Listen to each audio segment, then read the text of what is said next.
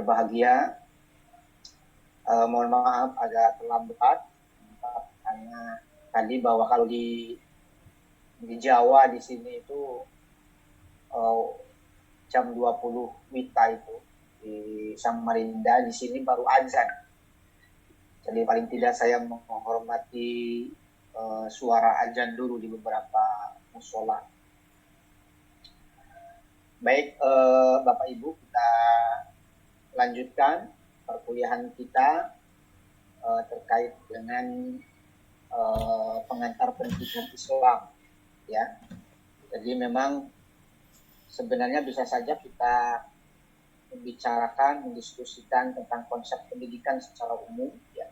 Tapi karena ini fokusnya adalah pendidikan Islam, maka saya langsung fokuskan kepada materi-materi pendidikan yang kaitannya dengan agama Islam, ya, atau paling tidak konsep pendidikan dalam perspektif ajaran Islam, ya, kira-kira. Saya kira kalau konsep pendidikan itu nanti biar yang konsep pendidikan umum ya secara mendalam, secara luas biar nanti dosen-dosen. Mohon maaf Bapak Ibu, ini semester berapa ya?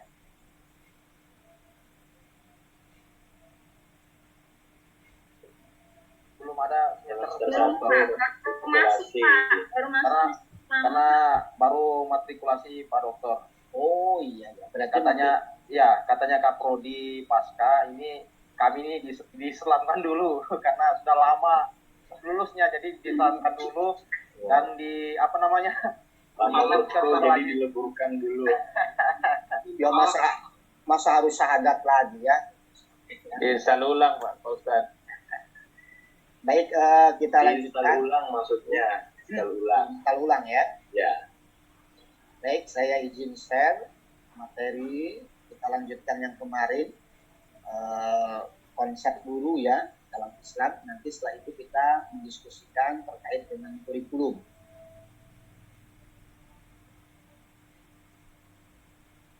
Sudah kelihatan Bapak Ibu? Alhamdulillah. Alhamdulillah kelihatan. Sudah ya?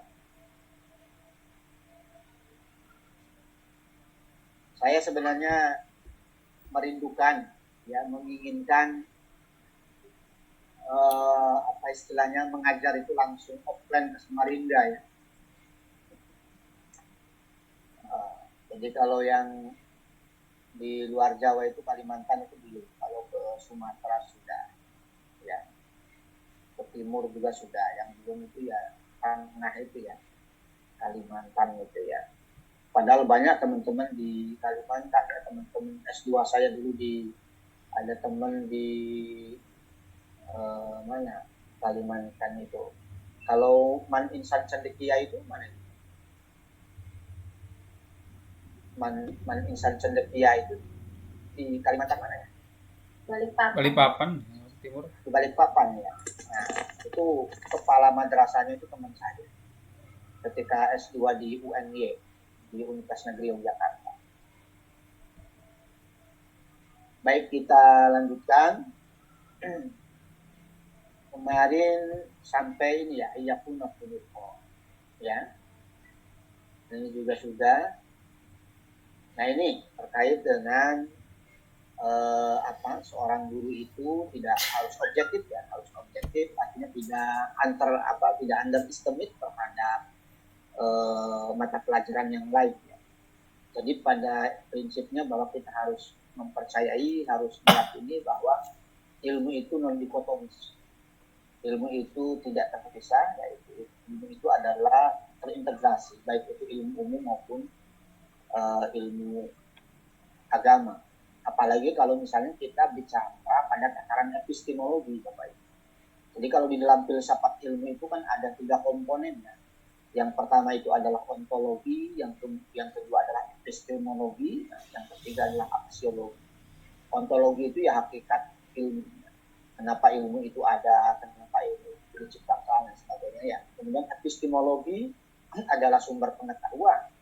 Semua ilmu itu punya landasan teori, ya, punya landasan epistemologis ya, sumber pengetahuan. Sumber pengetahuan itu banyak, salah satunya adalah sumber pengetahuan, sumber kebenaran dari agama, yaitu Al-Quran dan hadis. Nah, adapun aksiologi itu adalah nilai. Jadi ilmu itu memang diciptakan ya untuk atau memiliki nilai tertentu, memiliki kegunaan tertentu.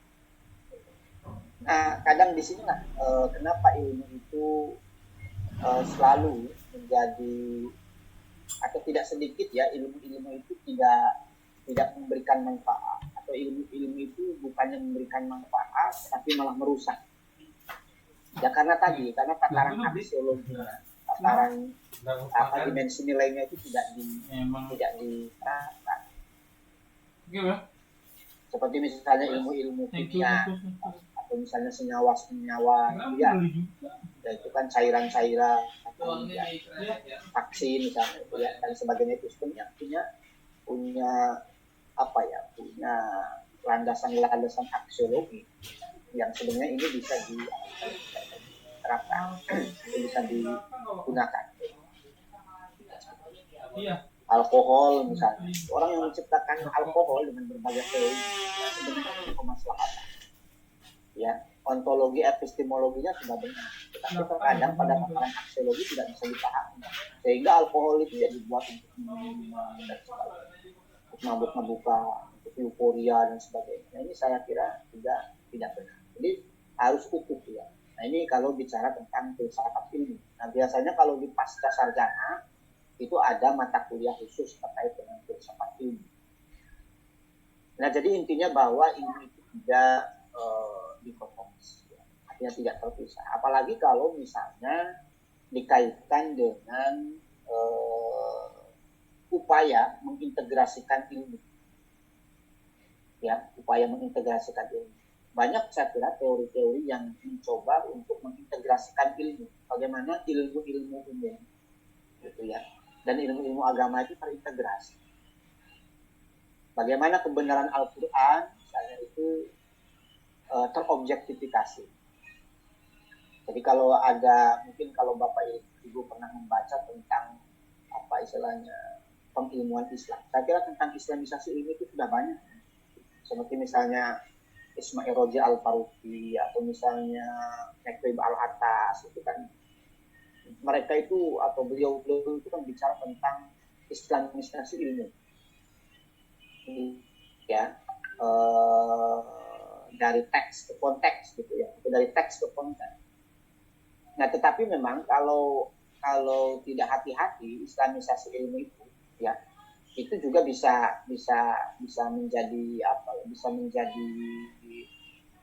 problem Bapak Ibu.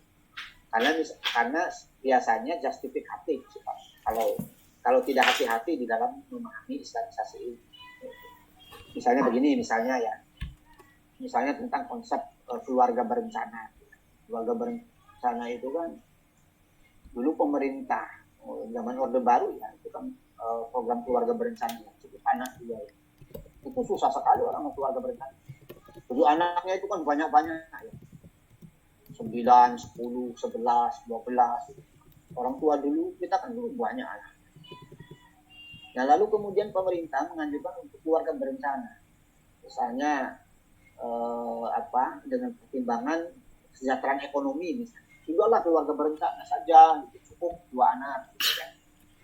Biar kesejahteraan ekonominya terjamin. Itu tidak mempan itu. Tetap aja anaknya banyak ya, 78. Lalu berubah lagi, ayo masyarakat ikut pemerintah keluarga berencana. Karena dengan keluarga berencana itu dengan anak 2 itu nanti masa depan pendidikannya juga sama terjamin. Nah, akhirnya kan artinya paradigma banyak anak banyak rezeki itu tidak berlaku di masyarakat kita, terutama di Jawa ya, masyarakat Jawa itu banyak anak banyak. Nah, akhirnya sampai bingung nih pemerintah. Akhirnya mencoba mengumpulkan para ulama, para kiai, para ustadz. Ayolah pemerintah dibantu. Sampaikan kepada masyarakat bahwa bagaimana keluarga berencana itu adalah memang penting dan itu didukung oleh ajaran Islam, kan gitu. Nah, itu sudah repot itu kalau seperti itu. Akhirnya para kiai, para ulama, para ustadz itu terutama itu mencari dalil. Gimana tuh? Lalu ketemulah ayat wal yakhshal ladzina law taraku min khalfihim dzurriyyatan di'afa. Hendaklah kamu takut untuk meninggalkan keturunan yang lemah dan sebagainya, kan begitu. Nah, ini sekilas betul apa yang dilakukan oleh ustadz itu mencoba mengintegrasikan konsep keluarga berencana yang ditopang atau yang didukung oleh ayat Al-Quran. Tetapi ini sebenarnya berbahaya. Ini hanya menjustifikasi sifatnya. Jadi dari teks ke konteks.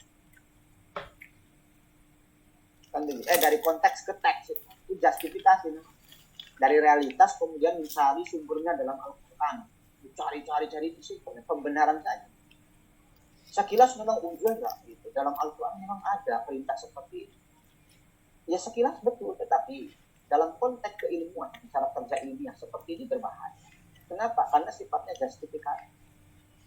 Sekarang misalnya begini, bagaimana kalau misalnya konsep keluarga berencana ini misalnya sudah tidak dipakai? Berarti kan ayat penopang yang dijadikan sebagai pembenaran itu juga gugur secara akademis. Nah, ini bahayanya kalau mencoba mengintegrasikan ilmu umum dengan agama, realitas dengan konteks dengan teks tanpa prosedur yang benar, tanpa kehati-hatian secara akademik. Nah, ini sifatnya justifikatif, kan betul. Nah, ini banyak sekali yang seperti itu. Nah, oleh karena itu ada salah satu teori yang menarik menurut saya dari Pak Kunto Wijoyo dengan teori objektifikasi. Mungkin Bapak Ibu bisa membaca bukunya beliau tentang pengilmuan Islam. Makanya dia menggunakannya, istilahnya bukan Islamisasi ilmu, tetapi pengilmuan Islam. Nah, ada 3 langkah untuk melakukan proses integralisasi ilmu. Yang pertama itu adalah internalisasi. Yang kedua adalah eksternalisasi. Yang ketiga adalah objektifikasi. Nah, kuncinya itu di objektifikasi. Objektifikasi itu bagaimana kebenaran, ajaran, ayat-ayat Al-Quran dan hadis itu terobjektifikasi secara akademik. Apa maksudnya? Bahwa kebenaran Al-Quran itu diakui tidak hanya oleh umat Islam, tetapi oleh seluruh umat manusia di dunia. Nah, itu namanya objektifikasi. Madu di dalam Al-Quran atau dalam hadis, ketika mempercayai madu itu sebagai obat, itu tidak harus masuk Islam dulu, tidak harus meyakini bahwa Al-Quran itu misalnya benar, atau tidak harus membaca dulu Al-Quran menerjemahkan. Tapi ilmu madu dalam konsep itu sudah terobjektifikasi. Jadi secara keilmuan kebenarannya sudah diakui oleh seluruh. Sama seperti kita misalnya percaya dengan akupuntur ya. Dengan apa itu? Senam itu apa? Yoga apa? Yoga. Senam yoga, ya akupuntur itu kan dari kepercayaan Konghucu. Ketika kita mempercayai khasiat kebenaran akupuntur, apakah kita harus mesti pada kepercayaan Konghucu? Kan tidak. Nah, berarti konsep akupuntur, teori akupuntur itu sudah mengalami objektifikasi secara akademik. Nah, bagaimana kebenaran ajaran di dalam Al-Quran itu terobjektifikasi? Inilah yang disebut dengan integrasi sebenarnya. Contoh, kita membayar zakat. Zakat itu. Aqimus sholah wa atu zakat. Nah, zakat ini, kalau misalnya zakat ini hanya diperuntukkan atau kemanfaatan zakat ini hanya untuk sesama umat Islam, ya hanya untuk sesama umat Islam, yaitu berarti masih pada tingkatan kebenaran itu masih pada tingkatan internalisasi. Oh, zakat ini, atau misalnya zakat ini sebagai sebuah kewajiban. Zakat ini, bayar zakat ini sebagai sebuah kewajiban. Kenapa saya bayar zakat? ya karena ini sebuah kewajiban.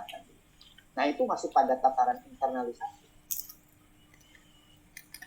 Ya, sudah bayar zakat karena kewajiban. Tetapi kalau zakat itu kemudian diakui atau dipahami atau dirasakan oleh umat Islam, ya, dapat membantu tingkat ekonomi umat Islam, nah itu berarti pada tingkatan eksternalisasi.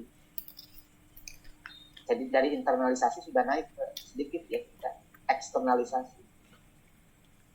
Nah yang lebih hebat lagi, kalau konsep zakat ini itu diakui kebenarannya, manfaatnya dirasakan oleh seluruh umat manusia di dunia.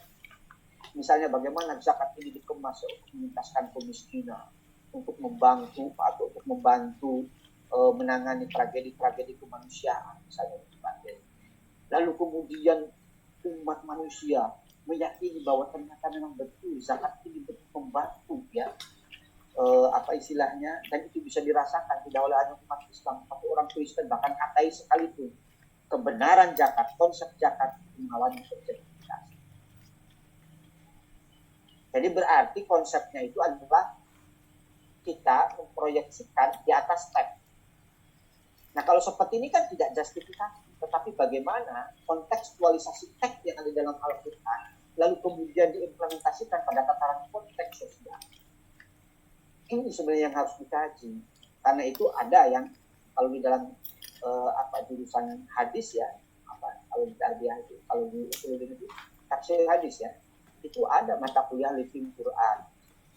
Bagaimana Quran itu dihidupkan dan itu bisa berkontribusi terhadap perubahan sosial, ekonomi dan sebagainya.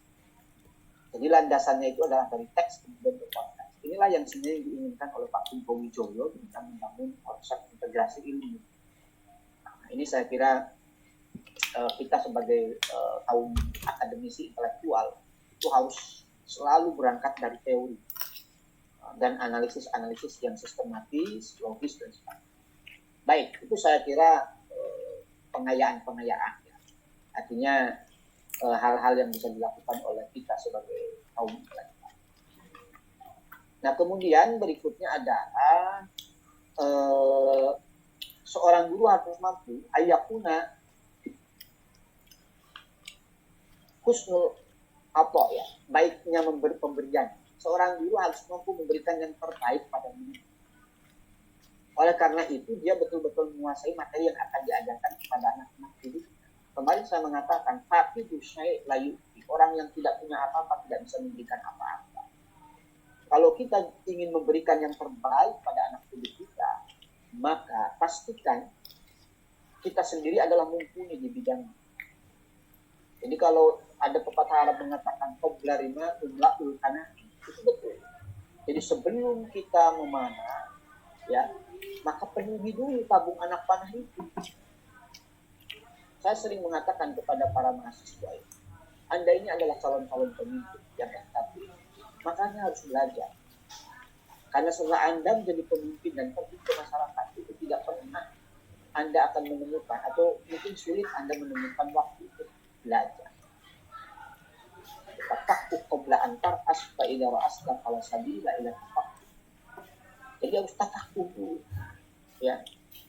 Penuhi dulu kemampuan kita sebagai seorang murabbi, seorang mu'allim.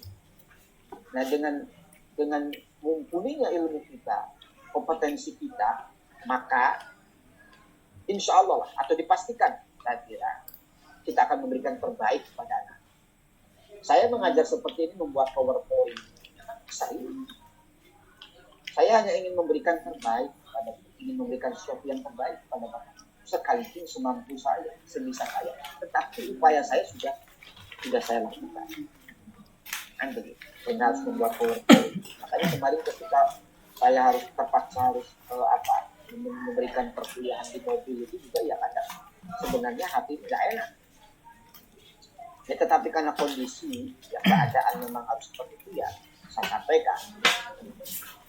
Nah, artinya memang guru itu harus betul-betul mempersiapkan, memberikan yang terbaik kepada anak-anak. Kesadaran itulah yang harus kita bahas. mungkin ya sekilas ya kita atau semuanya lah, pokoknya yang penting saya mengajar begitu ya, paham tidak paham terserah, wong itu bukan anak saya, bisa saja muncul seperti itu. Betul mereka itu bukan anak-anak biologis kita, tapi bagaimanapun juga Bapak Ibu, kalau kita selalu berpikir ke depan, jiwa kita adalah jiwa pemberdaya. Memang betul mereka itu bukan anak-anak biologis kita, saudara juga bukan, dan lain sebagainya. Tetapi satu, itu amanah kita. Mengajar adalah amanah kita. Dan yang kedua yang terpenting adalah selamatkan bangsa. Dengan cara apa? Dengan memberikan yang terbaik pada generasi kita, anak-anak kita. Kenapa? Karena 20, 30, 40 tahun yang akan datang, anak-anak itulah yang akan menggantikan kita. Kan begitu. Jadi bahkan bila perlu kita harus orang itu harus membaca. Ali bin Abi Thalib pernah mengatakan, "Allimu auladakum fa innahum makhluquna fi zamanin ghairi zaman." Didiklah anak-anakmu untuk satu zaman, di mana zaman itu berbeda dengan zaman kali. Nah, inilah kesadaran inilah yang harus kita bangun. Baik, lanjut. Ini saya ini Zoom ini maraton. Habis jam 10 ini saya harus lanjut ya. Jam 10 di sana, kalau di sini jam 9 kurang lah, karena mulainya jam 9. Saya maraton harus istilahnya mengawal rapat perkuliahan PPG tahap kedua, guru dalam jabatan. Ya, kebetulan saya di fakultas ya diberi tugas tambahan menjadi wakil dekan bidang akademik dan kelembagaan. WD1 ya berarti ya, kegiatan 1. Jadi gak enak kalau mengawal ketua jurusan PPG. Ternyata jam 9 saya harus izin. Kalau di sana jam 10 berarti. Jadi saya harus mengawal. Memang padat sekali rapat ini Bapak Ibu. Ya mudah-mudahan biasa diberikan kesehatan. Nah, saya kira itu tadi untuk memberikan supaya yang terbaik. Kemudian berikutnya adalah ayyakuna fi'lu mir'atan shadiqatan li ilmihi. Jadi bagaimana perbuatan atau perilaku seorang guru itu harus menjadi apa? Mir'ah, cermin ya. Cermin. Jadi kalau mir'ah itu cermin, kalau mar'ah perempuan. Jadi hanya beda fathah dan kasroh ya. Mar'atun, mir'atun. Ya memang mentor ya, cocok ya. Perempuan selalu membawa cermin. Ya, kalau mar'atun perempuan, kalau mir'atun cermin. Ayyakuna fi'luhu mir'atan shadiqatan. Bagaimana segala tindakan, perkataan, perbuatan, perilaku, ya, itu menjadi cermin yang baik, ya, yang itu mencerminkan, mengejawantakan dari ilmu atau pengetahuan yang tinggi. Intinya bahwa perilaku itu adalah sebagai tujuan, sebagai uswah hasanah. Kemarin kita banyak membicarakan bagaimana perilaku Nabi ya sebagai tujuan. Bahkan ada salah satu kitab yang mengatakan, yang saya baca itu ya, dalam buku ya Saksiatun Nabi itu. Salah satu sifat Nabi itu adalah yang saya baca ini nadru ilas sama, nadru ilal ardi atwal minan nadri ilas sama. Menarik ya. Jadi pandangan atau apa istilahnya, Nabi melihat bumi, melihat tanah itu lebih lama daripada melihat langit. Apa maksudnya? Nabi itu tawadu. Jadi jalannya Nabi itu adalah an-nadru ilal ardi atwalu minan nadri ilas sama. Jadi nunduk terus kalau Nabi, baginda Nabi itu kalau berjalan. Itu adalah contoh bagaimana Nabi ini tidak ongah, tidak arogan, ya, tidak sombong dan sebagainya. Nabi itu panglima besar. Nabi itu selalu menang dalam perang. Hanya beberapa saja bisa dihitung ya Nabi kalah dalam perangan. Tapi tadi saksiatun Nabi itu lembut sekali, rahmat. Ya tadi sampai pada di jalan itu apa? An-nadru ilal ardi atwalu minan nadri ilas sama. Itu kan. Jadi memberikan contoh. Kalau misalnya Nabi misalnya mengajarkan umatnya untuk prihatin, ya, para sahabat untuk prihatin, ya, untuk apa misalnya tidak berlebihan, tidak isrof. Nabi sendiri sakit. Baginda Nabi selalu menahan rasa lapar. Bahkan itu kan ada itu dalam, kalau yang suka baca Barjanji itu ada itu kalimat yang terbaik yang bagus menurut saya di akhir-akhir itu. Saya dulu itu kalau pas masih aliyah ketika saya mondok pesantren di Ciwaringin Cirebon itu kan rajin ya membaca Barjanji itu. Dan saya kalau belajar Barjanji tidak hanya baca gitu, tetapi bagaimana makna itu dipahami. Itu ada satu bait yang apa istilahnya menarik menurut saya dan terenyuh. Wa ya'sibu ala batnihi al-hajaru min al-ju'i wa qad utiya mafatihal khazainil ardiyah. Wa ya'sibu ala batni. Jadi perutnya Nabi itu diikat al-hajaru dengan batu min al-ju' ketika lapar. Pernah ruku itu lama sekali. Nah baginda Nabi itu ternyata perutnya itu digajal dengan batu. Nabi itu raja. Nabi itu kekasih Allah. Bahkan ada yang mengatakan kalau misalnya dulu menawarkan diri untuk menjadi emas itu biasa. Bisa saja. Tetapi tadi Nabi itu mengajarkan kemanusiaan. Inilah kehebatan Nabi kita. Oleh karena itu kenapa mukjizat ya yang diberikan kepada Nabi Muhammad itu Al-Quran, pedoman hidup, bukan kanuragan. Nabi Musa misalnya bisa menghidupkan orang mati, ya Nabi Isa yang bisa menghidupkan orang. Atau Nabi Musa bisa membelah lautan ya, atau tongkatnya bisa berubah menjadi ular. Jarang Nabi itu mujizat Nabi yang sifatnya seperti itu. Paling ya tadi pernah sesekali saja ditunjukkan misalnya beliau bisa membelah ular. Kenapa? Karena mujizat seperti itu bisa dijadikan kebohongan atau kebenaran tersendiri oleh umat. Sehingga Nabi Isa, ya maaf ya, kebablasan dianggap sebagai ini contohnya misalnya. Jadi banyak kebenaran-kebenaran yang sebenarnya itu umat itu tidak paham. Nah, tetapi bagaimana Nabi? Nabi itu biasa serawun dengan para sahabat, biasa. Jadi artinya apa? Menampakkan sisi kemanusiaan, sisi bahasa syariah, itulah baginda Nabi Muhammad SAW. Nah, oleh karena itu, ya Bapak Ibu, sekali lagi, kalau kita ingin menjadi pendidik yang baik, banyak konsep Nabi seorang murabbi, banyak konsep yang harus kita pelajari. Nabi sebagai seorang mu'allim, sebagai seorang baik. Di dalam Al-Quran surat Al-Baqarah artinya mengapa kamu menyuruh orang lain mengerjakan kewajiban sedangkan kamu melupakan diri sendiri. Jadi intinya satu, bahwa guru itu harus menjadi qudwah. Berikutnya adalah ya tadarrub, ya ta'lim talamizihi wa mulahadati usulihim. Nah ini menarik ini. Seorang guru harus mampu mengajarkan materi kepada anak didik secara bertahap, secara gradual, sesuai dengan perkembangan anak didik, akal pikiran dan psikologi peserta didik. Makanya di dalam psikologi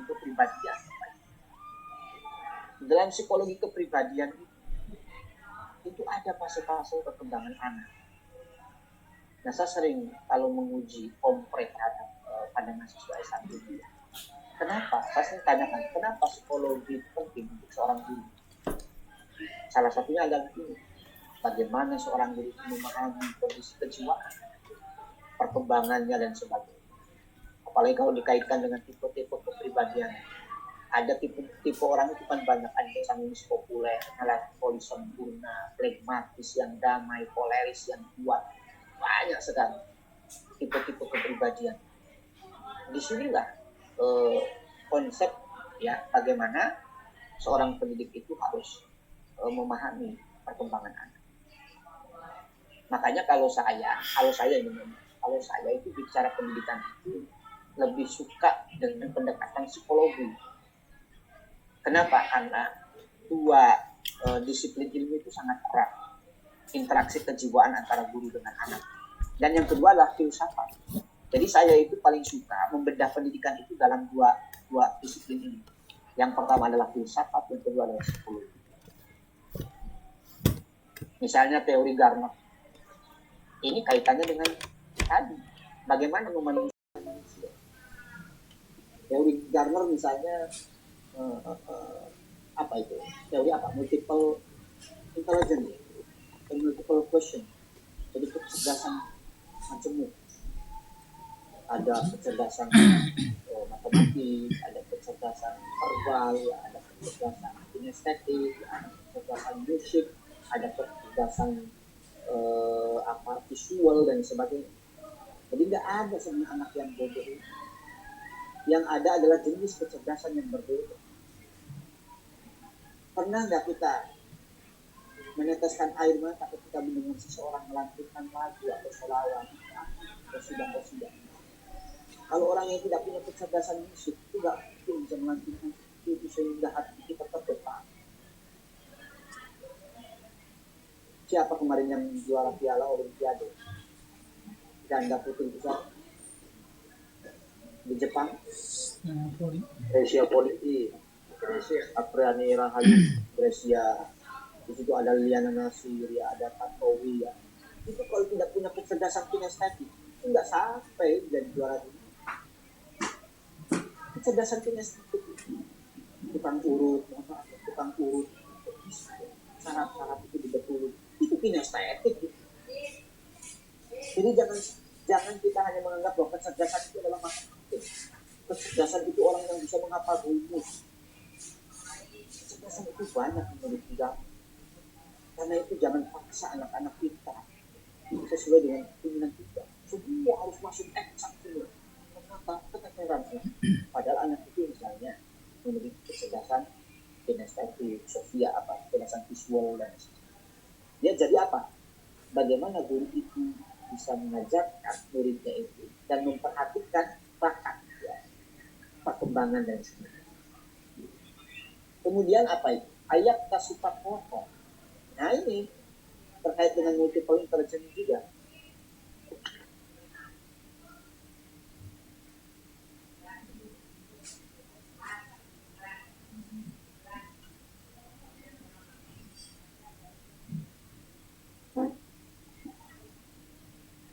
Mohon maaf. Ini terkait dengan apa? Multiple intelligence juga. Ada kecerdasan. Jadi kemampuan anak didik itu berbeda. Makanya jangan sampai sekali-kali kita menganggap bahwa anak didik itu bodoh. Tidak ada anak didik kita yang bodoh. Tidak ada. Mulai sekarang pastikan bahwa tidak ada anak yang bodoh. Yang ada adalah mereka memiliki kecerdasan. Gitu. Baik. Di dalam Quran surat Al-Zukhruf disebutkan yarfa'na bagi tokoh, yang artinya dan kami telah meninggikan sebagian mereka atau sebagian yang lain beberapa derajat agar sebagian mereka dapat mempergunakan sebagian yang lain. Jadi sekali lagi bahwa setiap anak atau setiap manusia memiliki kelebihan. Nah, kelebihan itu kadang tidak diketahui oleh kita sendiri. Tugas kita lah untuk memberikan atau mencari yang mengembangkan potensi-potensi yang ada dalam diri anak. Atau bahkan kita sendiri, potensi kita sendiri sebenarnya harus kita gali. Ya, ini saya kira gambaran terkait dengan konsep guru dalam Islam. Sebenarnya banyak sekali, tapi kan tidak mungkin kalau sebutkan semua. Bapak Ibu bisa membaca sendiri, berdiskusi sendiri, ya, melakukan riset sendiri, ya, karena ini adalah mahasiswa pasca, ya, magister, sehingga model pembelajarannya berbeda. Ya, pembelajaran orang dewasa. Artinya saya hanya memberikan clue. Clue itu adalah kata kunci. Baik, kita lanjut kepada model kurikulum. Selesai ya, guru. Nanti selanjutnya akan dituliskan oleh Pak Dr. Fajir. Nah, Bapak Ibu, kurikulum itu, kata kurikulum, ya, dalam bahasa bahasa bahasa akademik sekarang ya, itu sebenarnya berasal dari bahasa kuno, bahasa Yunani kuno, bahasa Sanskerta. Ya, jadi memang sebenarnya Yunani itu adalah bangsa yang tua, ya, bangsa memiliki peradaban yang tua, lama, sehingga pengetahuan umum itu sampai pada terminologi peristilan itu banyak dari bahasa Yunani. Dulu yang terkenal itu dalam peradaban Yunani itu misalnya Athena, Sparta. Ya sekalipun pada perkembangan kekinian negara Yunani tengah mengalami kebangkitan. Dulu misalnya banyak saya pernah baca tentang sejarah Yunani.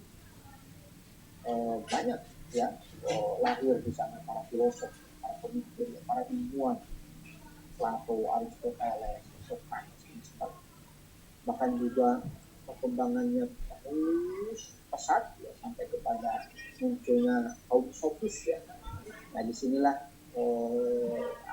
terjadi semacam bencana ya, musibah akademik di mana ilmu itu diobral ya, diperjualbelikan, dikontestasikan di panggung-panggung sebagai oleh kaum sofistik ya. Itu saya kira panjang lah perjalanannya daripada aliran-aliran filsafat skolastik ya kalau dalam agama ya. Jadi Yunani itu luar biasa. Nah itu dari bahasa Yunani kuno yang berasal dari kata kurir dan curere. Apa itu bahasa curere? Bisa tulisan.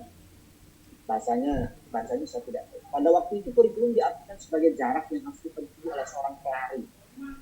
Finish mungkin ya, garis finish kurir. Tetapi sekarang ya istilah kurir juga kan sama ya, digunakan misalnya orang yang mengantar barang, jadi kurir di pasar gitu. Itu sebenarnya itu bahasa Yunani itu. Apa maksudnya? Kalau dilihat dari sini bahwa seorang guru atau kurikulum itu adalah media untuk mengantarkan seseorang ke garis tujuan, ke garis finish. Itu kurikulum. Nah, ada beberapa muatan kurikulum yang penting di dalam istilahnya anatomi ya. Pertama adalah muatan-muatan kurikulum ya, maaf sebelum ke sana. Muatan-muatan kurikulum ini lalu kemudian menjadi penelitian kurikulum. Ya. Misalnya yang pertama adalah kurikulum itu adalah planned learning experience. Pengalaman belajar yang terencana atau yang direncanakan. Yang itu kan berarti kata kerja ketiga ya dalam bahasa Inggris yang maknanya bisa pasif. Planned learning experience, pengalaman belajar yang direncanakan atau yang terencana. Kemudian yang kedua adalah offering within educational institution or program, dimasukkan ke dalam program institusi itu kurikulum. Yang ketiga adalah represented as a document, dokumen yang terrepresentasikan.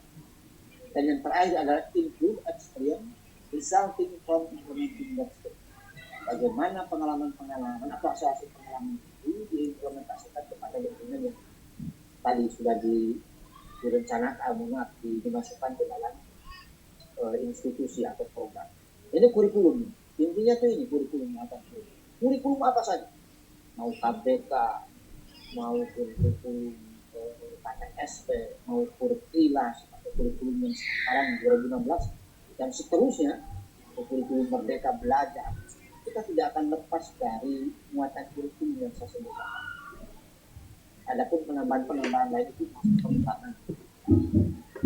Intinya apa? Sebuah kurikulum meliputi apa? Perencanaan pengalaman belajar, program sebuah lembaga pendidikan yang dibutuhkan dalam sebuah serta hasil dari implementasi dokumen yang telah disusun. Itu berbulu. Ini clue-nya harus. Jadi nanti kalau dalam ujian, misalnya misalnya saya mengikuti ujian Bapak ini, tapi ujian saya tugas biasanya. Ini yang perlu ditangkap itu adalah clue. Jadi nanti jawaban itu tidak harus plek dengan bahasa yang saya sampaikan. Bapak itu bisa menarasikan bahasa yang lain, tetapi clue-nya sama. Tetapi poinnya sama. Kurikulum itu apa? Kan begitu. Nah, ini adalah kurikulum itu adalah meliputi di dalam perencanaan pengalaman belajar. Jadi Bapak Ibu, ini adalah pengertian kurikulum yang modern menurut saya. Jadi selama ini banyak guru atau bahkan kita semua memahami kurikulum itu hanya seperangkat materi yang diajarkan. Padahal tidak. Kurikulum itu adalah pengalaman belajar. Kemudian program dari sebuah lembaga pendidikan yang diwujudkan dari hasil dari implementasi dokumen. Nah ini intinya Bapak Ibu dari bahasa Inggris tadi, kemudian didefinisikan lalu memunculkan konsep dimensi kurikulum. Apa kurikulum itu? Satu, dipahami sebagai mata pelajaran. Itu pemahaman yang tradisional, terus sudah kuno sebagai mata pelajaran. Nah lalu yang kedua apa? Muncullah gerakan dari kaum dari kelompok atau dari para ahli psikologi belajar, psikologi kognitif, bahwa kurikulum itu tidak hanya dipahami sebagai mata pelajaran, tetapi kurikulum disebutkan sebagai pengalaman belajar. Berarti apa? Di dalam kurikulum itu harus ada muatan-muatan yang melatih atau yang memberikan banyak pengalaman. Learning by doing. Nah, ini adalah pengalaman. Oleh karena itu Bapak Ibu, dari pengalaman belajar itulah lalu kemudian adanya perubahan perilaku. Perilaku itu tidak hanya sikap, perilaku itu bisa perilaku kognitif, perilaku afektif, dan perilaku psikomotorik. Jadi pada intinya bahwa belajar itu adalah perubahan perilaku. Bapak Ibu mengajar, misalnya berapa? Kelas 1 ya, mengajar soal, mengajar tentang wudhu, bagaimana niat wudhu, bagaimana praktek wudhu, bagaimana doa setelah wudhu. Itu diajarkan beberapa pertemuan, misalnya 3 pertemuan atau 3 minggu misalnya. Terus saya tidak tahu ya kalau pelajaran fikih itu berapa kali dalam seminggu. Ya, taruhlah misalnya 3 kali pertemuan. Nah mestinya di dalam capaian pembelajaran ketiga tujuan itu atau capaian itu harus sudah tercapai. Ya, tapi ternyata setelah disampaikan, diajarkan, dipraktekkan, ketika dilakukan tes, ujian, dievaluasi, ketika anak-anak itu diminta untuk membaca atau misalnya membacakan niat wudhu atau praktek berwudhu atau misalnya juga suruh membacakan doa setelah wudhu, tetap tidak bisa, maka di situ tidak ada proses pembelajaran. Kenapa? Karena tidak ada perubahan perilaku. Mestinya kan ada asarnya ya, ada efeknya, ada perubahan dalam proses belajar. Nah ini sebenarnya konsep mendalam dari para ahli psikologi kognitif. Apa yang saya sampaikan bahwa belajar itu adalah intinya perubahan perilaku. Jadi kalau misalnya betapapun banyak ya materi yang kita ajarkan, betapapun banyak pertemuan yang kita lakukan dalam proses pembelajaran, tetapi tak ada satupun perubahan perilaku dari anak didik kita, maka dipastikan pada saat itu tidak ada proses pembelajaran. Kenapa? Karena tidak ada perubahan perilaku. Nah, bagaimana dimensi kurikulum ini berikan pengalaman belajar agar apa? Agar anak didik mengalami perubahan. Yang ketiga adalah sebagai perencana program pembelajaran. Kurikulum yang bagus itu adalah kurikulum yang direvisi. Kurikulum yang bagus itu adalah kurikulum yang selalu dievaluasi. Kenapa? Karena kurikulum sebagai perencanaan program pembelajaran. Setiap program perencanaan pembelajaran itu tidak copy paste. Ya kalau di dalam borang akreditasi kalau tidak berapa tahun, 4 tahun kalau tidak kurikulum. Itu menurut saya kelamaan 4 tahun. dalam borang akreditasi itu standar kalau pengisian borang akreditasi belum paling tidak maksimal 4 tahun bisa terlalu lama. 1 tahun boleh kurikulum itu direvisi. Ya, jadi apalagi kalau dikaitkan ini sebagai program perencanaan program pembelajaran. Ya, nah, ini secara umum ya kurikulum secara umum konsep itu banyak ya saya kira kurikulum ini. Dan yang terpenting Bapak Ibu di dalam kurikulum itu kita tidak lepas dari yang namanya anatomi kurikulum. Anatomi kurikulum itu apa saja? Ya paling tidak setahu saya ada 4. Adapun ada yang mengatakan 5, 6 itu ada pengembangan. Misalnya 1, kurikulum itu harus memiliki unsur dimensi filsafat. Kurikulum apa saja? Landasan filosofis itu. Yang kedua adalah isi, sudah pasti isi kurikulum. Yang ketiga strategi.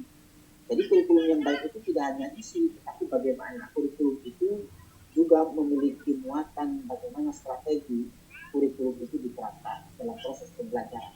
Yang terakhir adalah tujuan. Tujuan kurikulum itu apa? Contoh misalnya kurikulum 2013 itu landasan filosofisnya apa Bapak Ibu? Ada yang tahu nggak? Landasan filsafat dari kurikulum 2013 itu apa?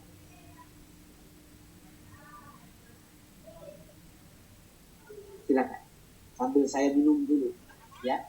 Ini teh Bapak Ibu. Silakan Bapak Ibu juga bisa ngopi, bisa teh, bisa minum jahe, silakan. Dari undang-undang Permendikbud. Silakan Pak Ahmad Musyafa. Ini saya nggak hafal. Nggak apa-apa, dihafal saja, silakan. Disampaikan saja. Sambil saya minum dulu. Ini kurikulum itu berbasis kepada penerapan pengalaman peserta didik. Ya, artinya di kurikulum 13 itu dimaksudkan adalah setelah peserta didik itu belajar, dia mampu mengaktualisasikan ilmu yang telah diperoleh. Maka muncullah kurikulum Kursilah yang itu menarik. Ya bagus, ini menarik.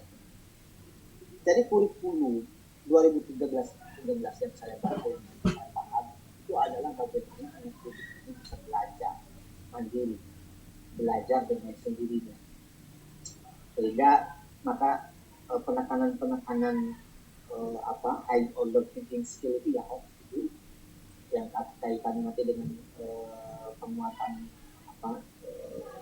kemampuan kognitif, afektif dan psikomotorik itu kan lebih ditekankan. Landasan filsafat kurikulum 2013 itu adalah konstruktivisme. Kalau Bapak Ibu belajar nanti mungkin belajar pada landasan lain ya, filsafat pendidikan ya. Ada konstruktivisme, ada behaviorisme dan sebagainya. Ya, jadi konstruktivistik itu apa? Itu satu aliran filsafat yang menekankan ya bahwa kemampuan anak itu atau pengetahuan itu dapat diperoleh oleh anak itu sendiri. Jadi pengetahuan itu dibangun oleh pikirannya sendiri. Itu konstruktivisme. Kalau di dalam bahasa itu begitu. Kalau dalam bahasa belajar bahasa Arab itu ada juga metode konstruktivistik, metode yang didasari dengan konsep. Misalnya contoh kecil aja. Kalau di dalam metode pembelajaran bahasa Arab itu ada yang namanya at-thariqah al-mubashshir atau di dalam bahasa Inggris direct method, ya metode langsung. Nah metode ini itu mengharamkan kayak apa baik ya, mengharamkan atau melarang guru itu menerjemahkan ke bahasa ibu.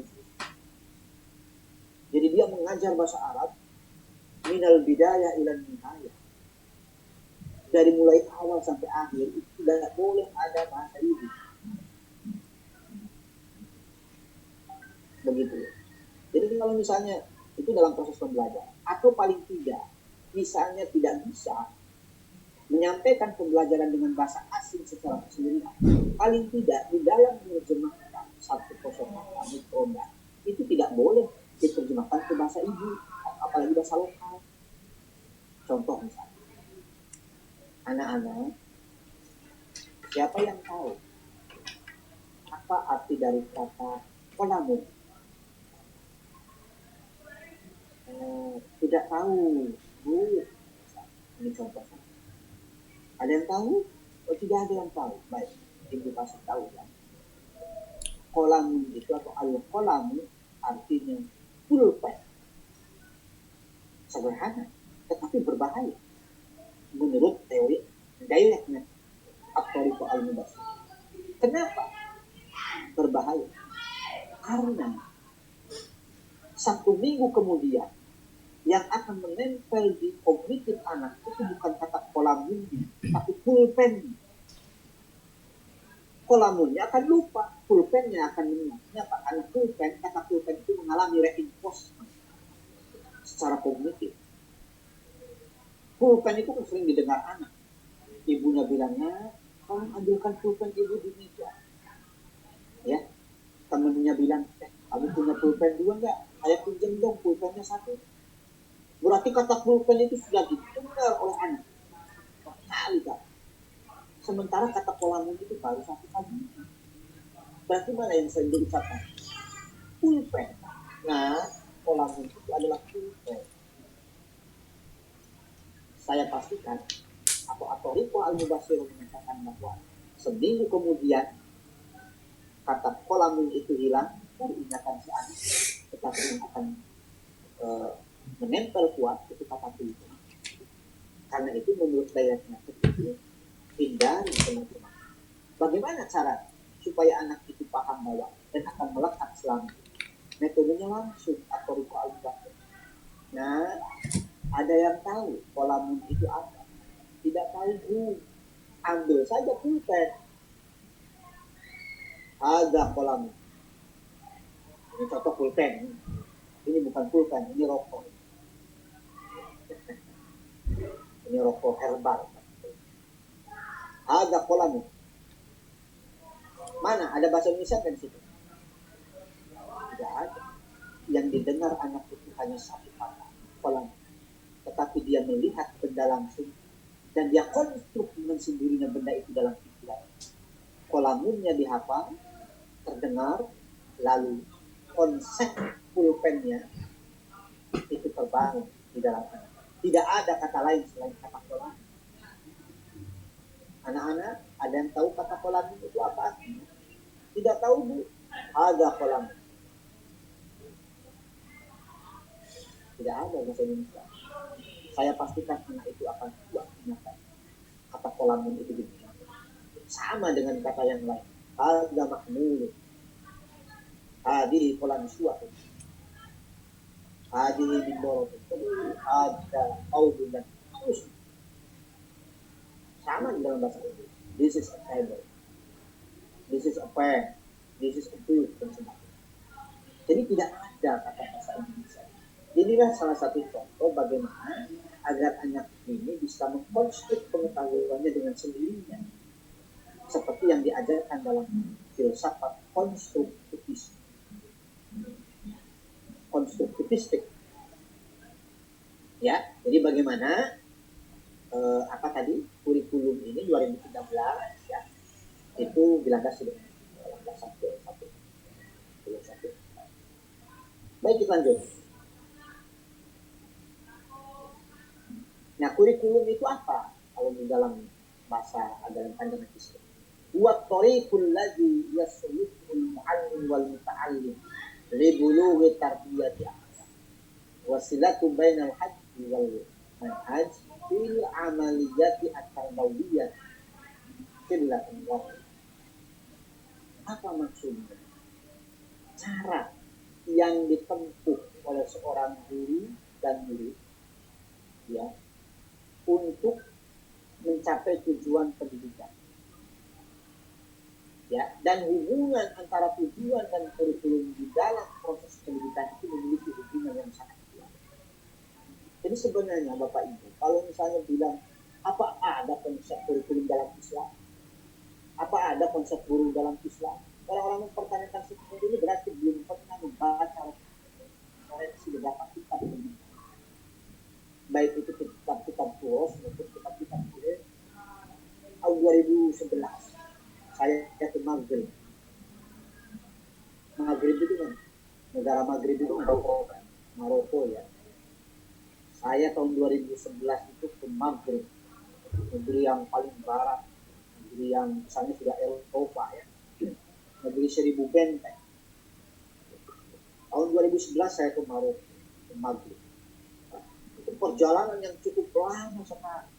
Dari Jakarta ke Doha, ke Qatar itu 8. Dari Qatar, dari Doha ke Casablanca juga 8. Berarti berapa? 16 jam. Itu ketika saya mau pulang saat apa yang saya beli? Bukan parfum Casablanca, bukan pakaian, bukan celana atau apa.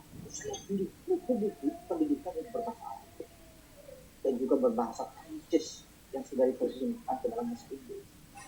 Saya beli bagasi misalnya penuh, saya kurang, saya kasihkan itu buku-buku saya, pakaian-pakaian saya kepada mahasiswa-mahasiswa Indonesia yang belajar di sana. Karena saya nginep di asrama mahasiswa Indonesia yang belajar di Maroko, itu saya kasihkan. Supaya apa? Supaya bagasi saya muat buku-buku yang saya beli. Dan salah satunya adalah buku-buku itu saya sampaikan pada Bapak Ibu. Jadi tidak ada yang sia-sia membeli buku kuat. Jadi artinya konsep pendidikan Islam itu masya Allah. Jadi kalau ada yang bertanya, ya, atau bahkan mungkin ya orang-orang yang memang ya, saya pernah tanya, jangankan ke mahasiswa, biasanya saya banyak. Coba tarbiyah itu apa? Tarbiyah itu pakai tasjid apa? Tidak pakai tasjid.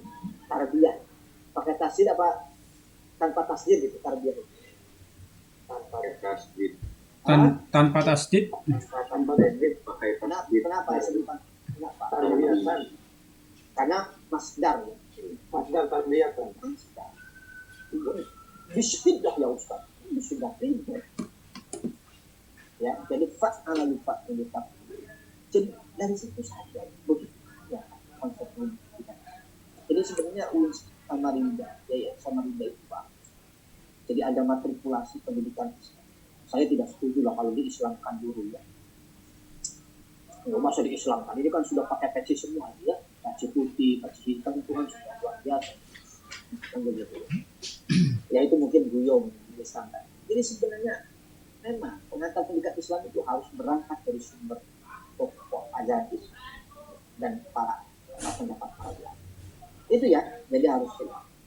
Nah, riayatul man fi ikhtiyaril mawad, bagaimana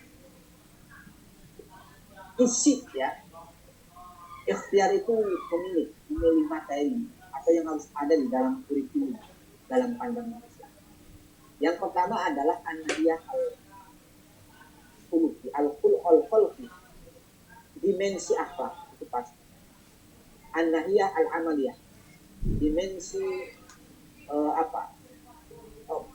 skill ya. An-nahiyah al-aqliyah, dimensi kognitif. An-nahiyah al-istima'iyah wal wijdaniyah, dimensi sosial. Warubat fil dan bagaimana kurikulum ini juga harus mengkondisikan kesenangan atau rumba itu kegemaran dan juga kecenderungan muyul. Wahajatus syakti wal bi'ah, dan juga kurikulum itu harus mengadopsi atau mengakomodir kebutuhan nasional dan juga lingkungan. Ya. Nah ini saya ambil beberapa acara ini sudah saya gabungkan. Jadi sekali lagi ini bukan tulisan saya. Saya dari awal bahwa saya akan menyampaikan berdasarkan sumber referensi dan yang saya paham. Jadi sekali lagi seorang akademisi, seorang ilmuwan, ya, seorang pendidik itu harus bicara, bertindak, berpikir ya dengan dasar teori referensi yang kuat, ya, dengan asal bicara. Makanya tadi barusan saya nulis ya, satu artikel tentang membangun moderasi agama melalui penguatan literasi digital. Ya. Jadi penguatan kemampuan literasi digital itu tidak hanya terkait dengan bagaimana kita mengoperasikan IT, tetapi juga bertanggung jawab terkait dengan hal-hal IT, menerima, dan memberikan informasi di media sosial online. Itu juga bagian dari peningkatan kemampuan kita operasi digital. Walidalik. Oleh karena itu, kurikulum itu bermakna majmu'atul apa ibarat itu pengalaman, kumpulan pengalaman yang akademis atau kopia itu tidak selalu dipahami budaya. Wal istimaiyah dan sosial, wal amaliyah dan profesi, wal faniyah dan disiplin ilmu tertentu, allati yuhayyu yang disediakan atau yang dibuat oleh sekolah atau majmu' at-tarbiyah. Litalani dia untuk murid-muridnya tahdid lil akhlaq ya, untuk merealisasikan, implementasikan atau mencapai tujuan pendidikan yang sudah disusun atau direncanakan. Ya. Tetapi sekali lagi ini adalah pengertian kurikulum tradisional. Tetapi kurikulum dalam konteks modern, terutama yang dibikin oleh para ahli psikologi kognitif, tadi seperti yang saya sampaikan, ada dua tambahan. Yang pertama adalah kurikulum sebagai apa tadi? Yang kedua itu pengalaman belajar. Ya. Yang ketiga adalah sebagai perencanaan program. Kurikulum pendidikan Islam harus sesuai dengan tujuan pendidikan Islam itu sendiri, yaitu membangun individu yang Islami, bina'ul fard al-muslim, kemudian membangun keluarga yang Islami, bina'ul usrah al-muslimah, kemudian yang ketiga membangun masyarakat yang Islami, bina'ul mujtama al-muslim. Semuanya harus dibangun dengan dasar kaidah keimanan, ilmu dan pengetahuan. Ya. Kurikulum pendidikan Islam itu tidak hanya untuk pribadi muslim yang hanya mampu memahami dan juga berpikir, tapi juga mengimplementasikan ilmu dan pemikirannya ke dalam perbuatan. Lihat di dalam Al-Fusilat, wa man qawlan mimman da'a ila Allahi wa 'amila shalih. Ya. Kita tuntaskan aja yang kurikulum ya. Nanti teknik pendidikan. Nah ini prinsip kurikulum itu ada 5 ya kalau tidak salah. Ada prinsip relevansi.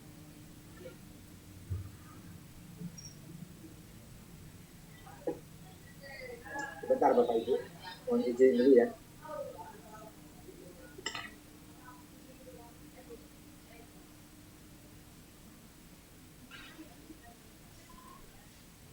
Ayo Bapak Ibu diminum kopinya yang tegang. Sakit.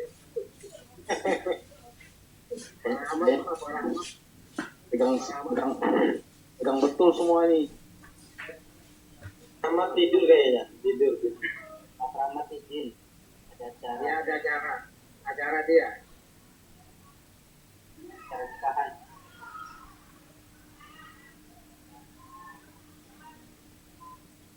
Minum dulu Pak, minum.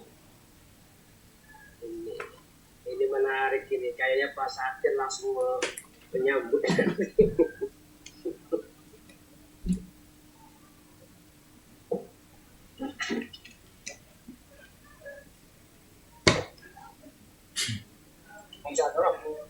Baik Bapak Ibu, mohon izin tadi saya ke belakang sebentar.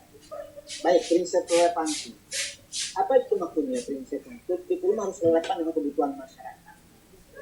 Ya, ada 2 relevansi, ada relevansi eksternal, relevansi internal. Setiap kurikulum harus memiliki keserasian antara komponen. Relevansinya adalah keserasian antara komponen kurikulum dengan kebutuhan dan masyarakat. Ada 3 macam relevansi eksternal, relevansi dengan lingkungan hidup tadi, relevansi dengan pekerjaan zaman, dan relevansi dengan kebutuhan dunia pekerjaan. Nah ini kita cermati Bapak Ibu, supaya kita memahami betapa pentingnya mengajar dan kita betul-betul apa istilahnya bertanggung jawab terhadap proses kita. Di dalam perencanaan pendidikan Bapak Ibu, itu paling tidak ada 3 pendekatan. Ini secara makro. Yang pertama itu adalah social engagement approach. Apa itu social engagement approach itu? Pendekatan permintaan masyarakat. Jadi kalau misalnya kurikulum atau ada sekolah yang membuat kurikulum itu tidak sesuai dengan permintaan masyarakat, itu berarti tidak sesuai dengan perencanaan pendidikan secara makro. Satu. Jadi kalau misalnya ada satu mata kuliah yang sebenarnya itu tidak, atau mata pelajaran yang tidak dibutuhkan dan tidak ada relevansinya dengan kebutuhan masyarakat, dan itu tidak diminta oleh masyarakat, itu justru ya, jadi harus social diamond. Yang kedua, perencanaan pendidikan itu salah satunya adalah pembuatan kurikulum itu didasarkan pada pendekatan manpower approach. Apa itu? Pendekatan sumber daya manusia, human resources, human resource development, pengembangan sumber daya manusia. Jadi kurikulum tadi yang isinya skill, ya pengalaman, itu harus betul-betul memberdayakan manusia. Nah yang ketiga, rate of return. Rate of return itu apa? Nilai balik ekonomi, Bapak Ibu. Jadi hati-hati, Bapak Ibu. Rate of return itu nilai balik ekonomi. Contohnya begini. Kalau nilai balik ekonomi ini contohnya begini, Bapak Ibu. Supaya kita paham betul bagaimana pentingnya pendidikan. Baik, Bapak Ibu, sekarang S2 ya. S2 itu mau diselesaikan berapa tahun? 2 tahun, Mbak. 2 tahun itu kan teorinya. 2 tahun itu kan teorinya ya. 1 tahun setengah kalau bisa. 1 tahun. Prakteknya bisa 4 tahun ya. Bisa Jadi janganlah 2 jadi tahun selesai. TO nanti kalau 4 tahun. Oke, 2 tahun ya. Pegang kata-katanya ya, 2 tahun. Tulis. Dulu Bapak Ibu Apa? menempuh sekolah dasar berapa tahun? 6 tahun. TK enggak? TK enggak? Tidak ya? Ya, kalau TK dulu nggak Tidak TK. ada TK ya? Enggak ada TK, Pak. Ada BK. Baik, 6 tahun ya. Sekolah dasar 6 tahun ya. Baik. Kemudian SMP berapa tahun? Iya. Oh, serius. Bukan 4 tahun ya. 4 tahun ya. 6 tambah 3 berapa? 9, SMA berapa tahun? 3 tahun. Oh, yang jujur. Iya. Iya. Jujur. Saya lah. Iya. 3 tahun. Itu yang saya tidak saya 9 tahun tambah 5 kan? 3 tahun berapa? Wes, 5.000. 11 tahun. 11 tahun. Sini 5.000. S1, ini jujur. Jawab. Jujur. 5 tahun. Berapa tahun? 5. 5 saya. 4. Ambil rata-rata aja. 5 tahun. Setengah. Yang berapa-apa aja loh. Tolong yang 7 tahun gak usah jawab lah. Nganggur dulu baru kuliah. Langsung. Berarti tadi berapa? 6, 3, berapa? 9, terus tambah 3 berapa? 12, Terus 5, tambah 5 berapa? 17, 17. Tadi S2 mau berapa tahun? 2. 12. 2 tahun ya? Iya. Berarti berapa? Tahun. 19 tahun. 19 tahun Bapak. Bujang tuh baik anak. Bapak Ibu menempuh pendidikan 19 tahun. Sekarang pertanyaan saya. Berapa biaya yang sudah dikeluarkan oleh Bapak Ibu untuk pendidikan selama 19 tahun? Wah, Pembukuannya hilang. Berapa? 150 juta ada? Kisaran Iya. Kisaran. kisaran. Jadi biaya pendidikan itu ada yang direct cost, ada indirect cost. Direct cost itu apa? SPP ya kan?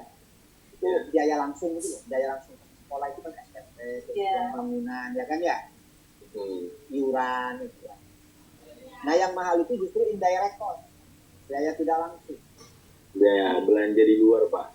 Ya beli seragam, beli pulsa, Yang tidak terhitung. beli Kebutuhan sepatu, hidup. beli tas, bensin, transport. Kalau perempuan itu lipstick, ya, Belum pakaian, ya? dan sebagainya kan. Belum ngapel.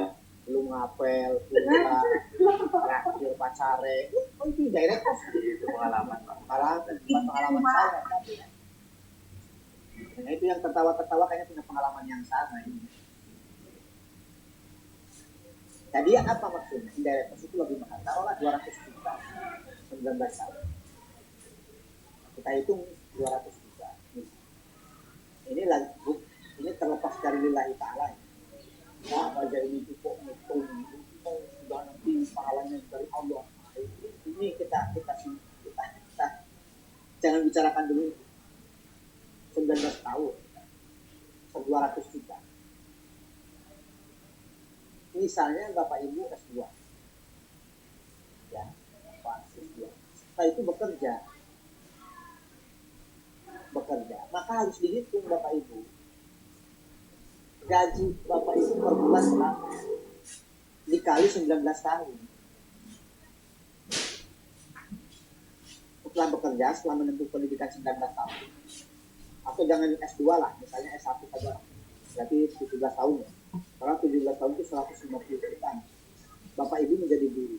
Per bulan berapa? Gajinya. Setelah itu dikalikan selama 17 tahun. Kalau misalnya lebih dari 150 juta biaya pendidikan yang sudah dikeluarkan Bapak Ibu, maka pendidikan berhasil. Tapi kalau kurang dari 150 juta, berarti pendidikan gagal. Secara ekonomi. Paham ya? Artinya tidak memiliki relevansi eksternal. Tidak bisa Pak Zaini. Pendidikan itu memiliki social cost yang cukup mahal. Orang pendidikan itu tidak mudah membakar gedung DPRD. Orang yang berpendidikan itu tidak mudah membakar ban jalanan, tidak merusak baliho, ya, tidak anarkis. Itu kan biaya cukup mahal ya. Jadi pendidikan itu memiliki social cost, biaya sosial yang cukup panjang, yang cukup mahal. Tetapi dalam konteks pendidikan tadi, ya, maka sebenarnya kalau dalam konteks perencanaan ini bicara perencanaan itu tidak bicara lillahi ta'ala, tidak bicara ya sudah jangan dihitung itu urusan Gusti Allah dan sebagainya nanti. Ya, artinya dalam konsep perencanaan itu harus dihitung dalam konteks nilai balik ekonomi.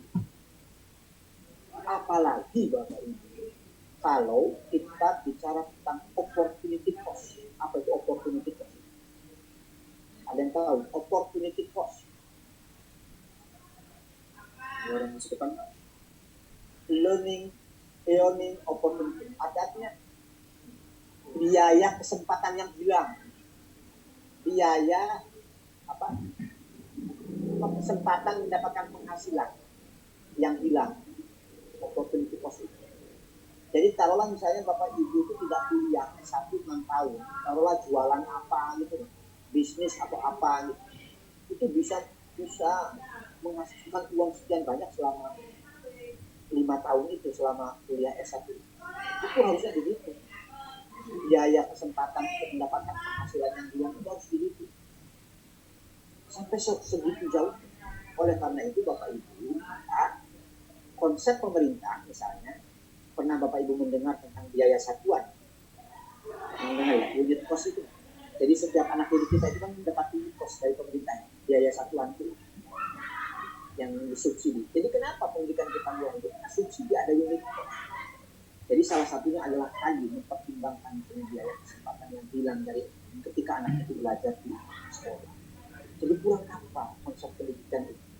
Para pemikir pendidikan, kebijakan pemerintah itu, ya Bapak Nas dalam mengatur semua.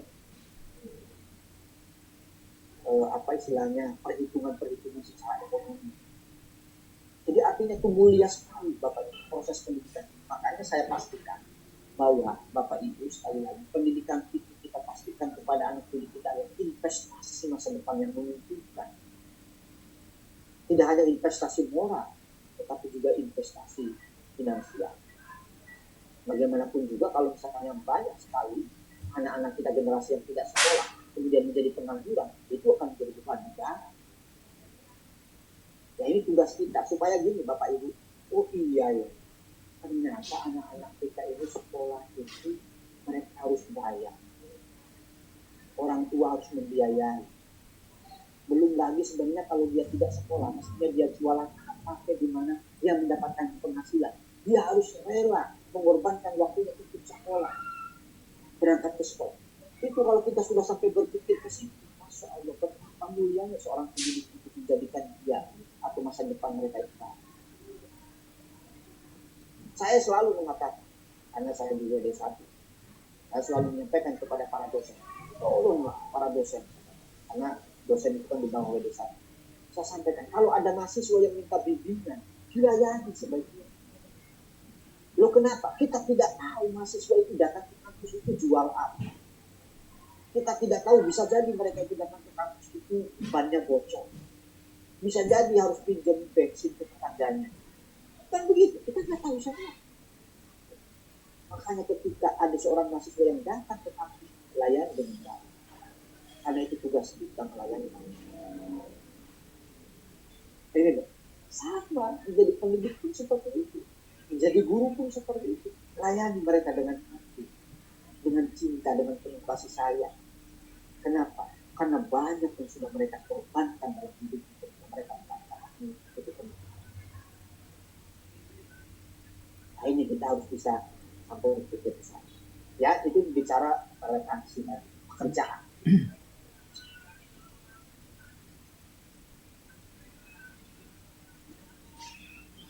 Kemudian yang kedua, prinsip fleksibilitas. Ya, apa fleksibilitas? Kurikulum harus bisa dilaksanakan sesuai kondisi yang ada. Kemudian yang ketiga, prinsip kontinuitas, saling berkesinambungan antara materi pada jenjang berikutnya. Yang ketiga, 4 adalah efektivitas, karena dalam kurikulum dapat dilaksanakan sampai dalam pembelajaran. Yang terakhir adalah efisiensi, berhubungan dengan perbandingan antara tenaga, waktu, biaya, dan hasil yang diperoleh. Salah satunya tadi konsep right of return, nilai balik ekonomi. Dalam konteks yang lebih besar, kenapa memang pendidikan selalu menjadi sektor yang tidak apa? Neng bilang ke Leni ya. Sektor anggaran negara itu selalu dialokasikan kepada ya terserah, sektor lain. kita tanya Neng dulu.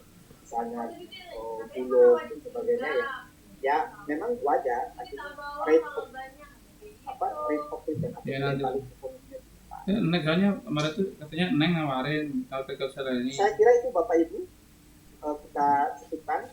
Saya bilang ya silakan aja. Pertanyaan atau tanggapan. Mohon maaf saya tidak bisa sampai jam. Ya itu makanya tanya dulu. 9 kalau di sini ya, karena saya harus beralih ke masuk ke Zoom yang lain. Baik, silakan kalau ada pertanyaan dari Bapak Ibu atau tanggapan.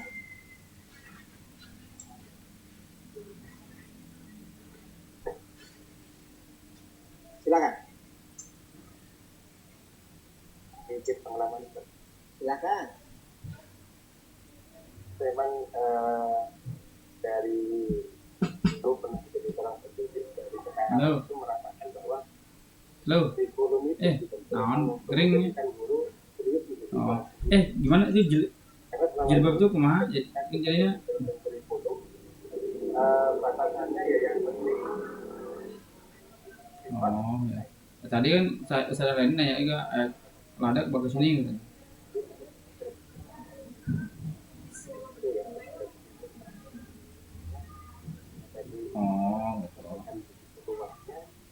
Iya. Ya itu nanti barangnya ada cuman cuman warna-warni enggak polosan kayak apa sedikit yang besok komunikasi belum pernah terpikirkan bahwa ternyata ada Sukanya. Ah, ekonomi yang ya. Itu. terima kasih Pak Dr. Ya, Iya. ya seperti itu. Jadi memang Si Neng teman John si Sonia kan tidak berani dia kan nagih anak-anaknya nah. itulah Makanya dia, yang menjadi makanya dia ngomong sama Glenny. menjadi seorang pendidik bahwa pendidik itu Iya kan? Pastikan aja. ya Hmm. tadi artinya banyak Yang the XL ya. Iya. Dan mungkin Bapak Ibu kita kan Harganya pasti aja terserah dia sih. tingkat Harganya seperti kemarin aja. bagus ya. Hmm. Di bawah rata-rata misalnya tidak punya dan sebagainya lah kira-kira. Dan tetap mereka menginginkan anak-anaknya sekolah. Asduk. Oleh karena Bentar ya, itu bentar.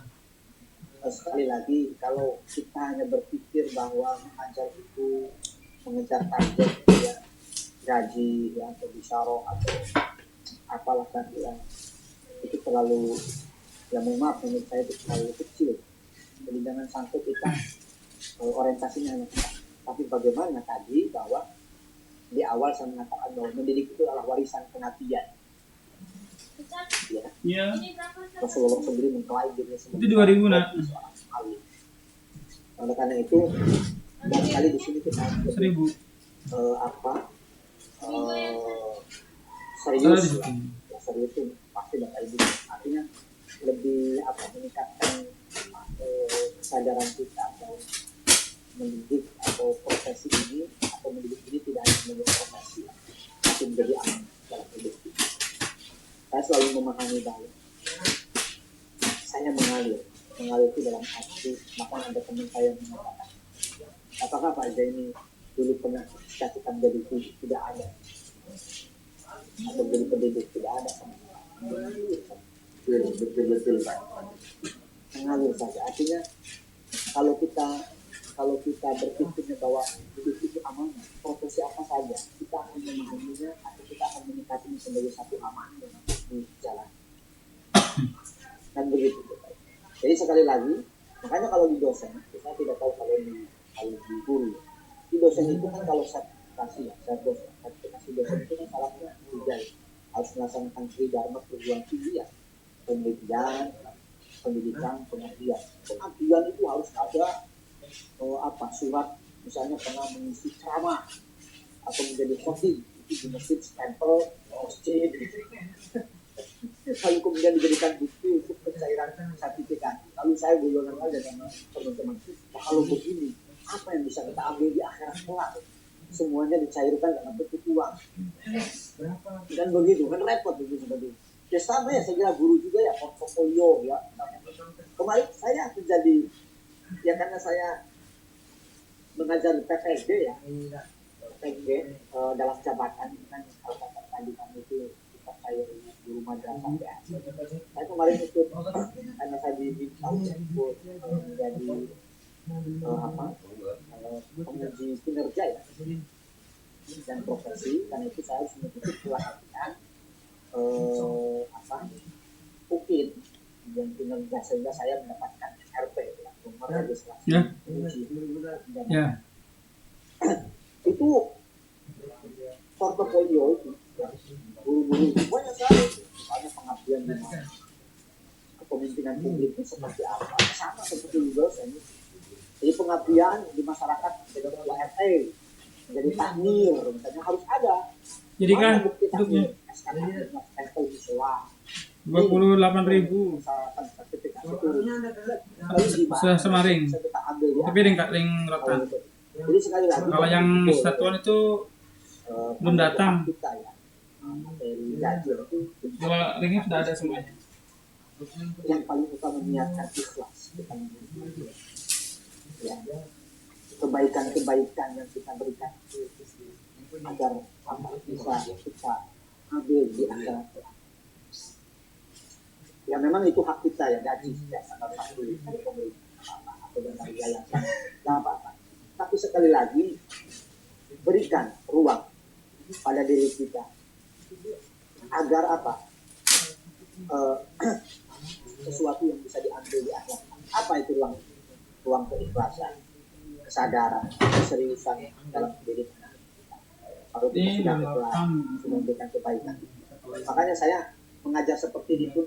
yang asli. Ya sudah lah Pak, saya beberapa kali saja mengajar seperti lah. Lalu gimana Pak? Presensinya hadir semua saja, personal semua hadir semua, teman semua terserah area usul saya mengajar gitu. Begitulah saya kira. Saya kira ini Bapak Ibu juga mengikuti jurusan banyak pengorbanan ya. Ini kan sudah berkorban ini, mestinya ada yang garap proyek ya harus menggunakan saja ini. Mestinya harus bisnis begitu ya. Ya. Begitu ya. Jadi saya kira banyak. Ya, artinya opportunity cost-nya besar ini Bapak Ibu. Ya. Begitu. Baik, saya kira itu Bapak Ibu ya. Mohon maaf saya harus pindah ke sini yang lain. Insya Allah minggu depan lah kita diskusinya ya. Saya ingin diskusi lebih diramekan Bapak Ibu. Karena saya juga kalau diskusi itu saya bisa belajar kepada Bapak Ibu. Jadi kalau seperti ini kan monoton saya saja. Saya ingin juga mendengar pendapat Bapak Ibu gitu ya. Seperti kemarin itu bagus Bapak Ibu, jadi saya juga bisa belajar ya, kita saling belajar. Ini model pembelajaran andragogi, pembelajaran orang dewasa. Baik, Pak Laksagara, mana Pak Laksagara ketua kelas?